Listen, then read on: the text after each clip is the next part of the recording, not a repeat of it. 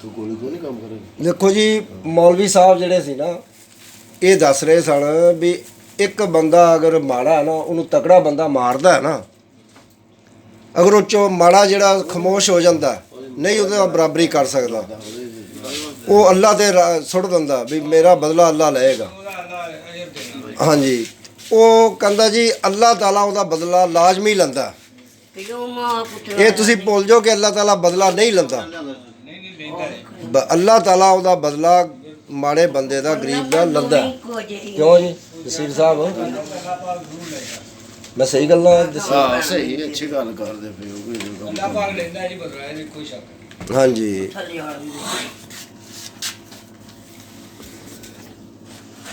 ਹੁਣ ਜਿਹੜਾ ਕਰੋਨਾ ਜੀ ਕਰੋਨਾ ਦੇ ਮੁਤਲਕ ਜਿਹੜਾ ਨਾ ਜੀ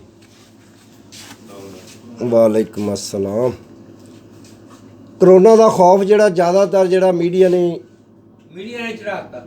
ਨੇ ਚੜਾਇਆ ਹੋਰ ਗੱਲ ਕੋਈ ਨਹੀਂ। ਗੱਲ ਕੋਈ ਸਾਡੇ ਕੋਲ ਜਿਹੜਾ ਕਰੋਨਾ ਨਾਲੋਂ ਵੀ ਵੱਡਾ ਵਾਇਰਸ ਜਿਹੜਾ ਡੇਂਗੀ ਆਇਆ ਸੀ ਜਿਹਦੇ ਨਾਲ ਜ਼ਿਆਦਾ ਮੌਤਾਂ ਹੋਈਆਂ ਨੇ। ਕਿੰਨੀ ਮੌਤਾਂ ਹੋਈਆਂ ਸੀ ਡਾਕਟਰ ਤਕਰੀਬਨ ਡੇਂਗੀ ਦੀਆਂ? ਉਹ ਸੈਂਕੜਿਆਂ 'ਚ ਮੇਰੇ ਖਿਆਲ ज्यादा हो गया ਸੈਂਕੜਿਆਂ 'ਚ ਪਹੁੰਚ ਗਿਆ ਸੀ ਕੰਮ। ਲੇਕਿਨ ਆ ਸਾਡੇ ਹਾਫਿਜ਼ ਸਾਹਿਬ ਦੱਸਦੇ ਨੇ ਪਤਾ ਨਹੀਂ ਕਿਹੜੀ ਸੂਰਤ ਦੱਸੀ ਸੀ ਉਹਨਾਂ ਨੇ ਵੀ ਉਹ ਪੜੋ ਕੋਈ ਬਿਮਾਰੀ ਤੁਹਾਡੇ ਤੇ ਵਾਇਰਸ ਅਸਰ ਕਰੇਗਾ ਹੀ ਨਹੀਂ। ਪੜੇ ਕੌਣ? ਪੜ੍ਹਨੀ ਤਾਂ ਜਿਹਨੇ ਮੈਂ ਉਹੀ ਕਹਿਣ ਡਿਆ ਇਹੋ ਹੀ ਰੌਲਾ ਤੇ ਆ ਹੀ ਏ। ਪੜਦਾ ਕੋਈ ਨਹੀਂ। ਪੜ੍ਹਨੀ ਚਾਹੀਦੀ ਹੈ ਜੀ। ਉਹੀ ਹੈ ਨਾ ਹੁਣ ਉੱਥੇ ਟੀਵੀ ਤੇ ਦੱਸ ਰਹੇ ਸਨ ਕਿ ਕੁਵੈਤ ਦੇ ਵਿੱਚ ਜਿਹੜਾ ਨਾ ਜੀ ਅਜ਼ਾਨ ਦੇ ਵਿੱਚ ਉਹਨਾਂ ਨੇ ਇੱਕ ਆਇਆ ਵੀ ਨਮਾਜ਼ ਪੜੋ ਘਰਾਂ ਦੇ ਵਿੱਚ ਇਹ ਖੌਫ ਹਰਾਸ ਨਾ ਫੈਲਾਓ। ਨਮਾਜ਼ ਜਿਹੜੀ ਆ ਘਰਾਂ ਦੇ ਵਿੱਚ ਪੜੋ ਅੱਲਾ ਅੱਲਾ ਕਰੋ ਅੱਲਾ ਨੂੰ ਯਾਦ ਕਰੋ ਤਾਂ ਕਿ ਤੁਹਾਡੀ ਬਲਾ ਜਿਹੜੀ ਹੈ ਟਲ ਜੇ ਕਰੋਨਾ ਵਾਇਰਸ ਜਿਹੜੀ ਹੈ। ਲੇਕਿਨ ਮੁਸਲਮਾਨ ਦਾ ਈਮਾਨ ਹੈ ਕਮਜ਼ੋਰ ਹੋ ਗਿਆ ਨਾ। ਮੁਸਲਮਾਨ ਦਾ ਈਮਾਨ ਇਹ ਹੈ ਕਿ ਜਿਹੜਾ ਨਾ ਜੀ ਇਸ ਚੀਜ਼ ਤੇ ਅਮਲ ਕਰੇ। ਇਹ ਜਿਹੜਾ ਨਾ ਜੀ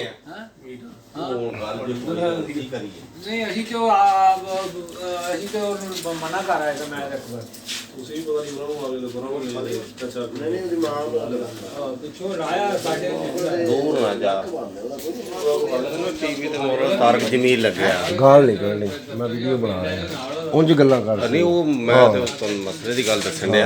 ਦੱਸ ਮੈਂ ਤੇਰੀ ਵੀਡੀਓ ਲੈ ਰਿਹਾ ਵੀ ਮੌਲਾਨਾ ਤਾਰਕ ਜਮੀਲ ਟੀਵੀ ਦੇ ਵਿੱਚ ਮੇਰਾ ਮਤਲਬ ਮਸਲੇ ਕਰ ਰਿਹਾ।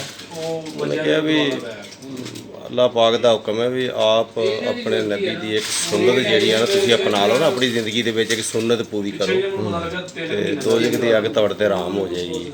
ਆਪ ਸਿੱਧੇ ਜਨਤੀ ਹੈ। ਬਿਲकुल ਇੰਜੀ ਗੱਲ ਬੇਸ਼ੱਕ। ਉਹਨੇ ਕਿਹਾ मैं ਤੁਹਾਨੂੰ आसान तरीन जो है ना वो आसान तरीन बताता हूँ। आप जब अपने घर दाखिल होया करें बिस्मिल्लाह पढ़ कर होया करें ਮੈਂ ਤੇ ਭੇਜਿਆ ਜੀ ਉਹ ना किसी चीज़ की कमी ना रहेगी और सुन्नत भी पूरी ਸੁਨਨਤ ਵੀ ਪੂਰੀ। मेरे वो मेरा एडी जेन ਨੂੰ ਗੱਲ ਅਸੀਂ ਭੁੱਲ ਜਾਂਦੇ ਫਿਰ। ਔਰ ਜਦੋਂ ਅਸੀਂ ਨਮਾਜ਼ ਪੜ੍ਹ ਕੇ ਆਈਏ ਨਾ ਜੀ ਮਸਜਿਦ ਚੋਂ ਭੁੱਲ ਜਾਂਦੇ ਸੱਜਾ ਪੈਰ ਘਰ 'ਚ ਰੱਖ ਕੇ ਅਸਲਾਮ ਅਲੈਕੁਮ ਵ ਰਹਿਮਤੁल्लाह ਕਹਿਣਾ ਚਾਹੀਦਾ। ਚਾਹੀਦਾ ਕੋਈ ਹੋਵੇ ਨਾ ਹੋਵੇ ਘਰ 'ਚ। ਨਾ ਹੋਵੇ ਬਿਲਕੁਲ ਉਹੀ ਸਾਡੇ ਕੋਲ ਹੁੰਦਾ ਹੈ ਇਹਦੇ ਨਾਲ ਜਿਹੜਾ ਨਾ ਜੀ ਬਰਕਤ ਪੈਂਦੀ ਆ। ਇਹ ਜਿਹੜੀਆਂ ਹਦੀਸਾਂ ਸਾਡੇ ਨਬੀ ਕਰੀਮ ਸੱਲਮ ਦੀਆਂ ਇਹਨਾਂ 'ਚ ਬੜੀ ਬਰਕਤ ਹੈ। ਬੜੀ ਲੈ ਕਮਾਲ ਹੋ ਗਈ ਉਹਦੇ 'ਚ ਕੋਈ ਸ਼ੱਕ ਵਾਲੀ ਗੱਲ ਤੁਹਾਡੇ ਬਾਜ਼ਾਰ 'ਚ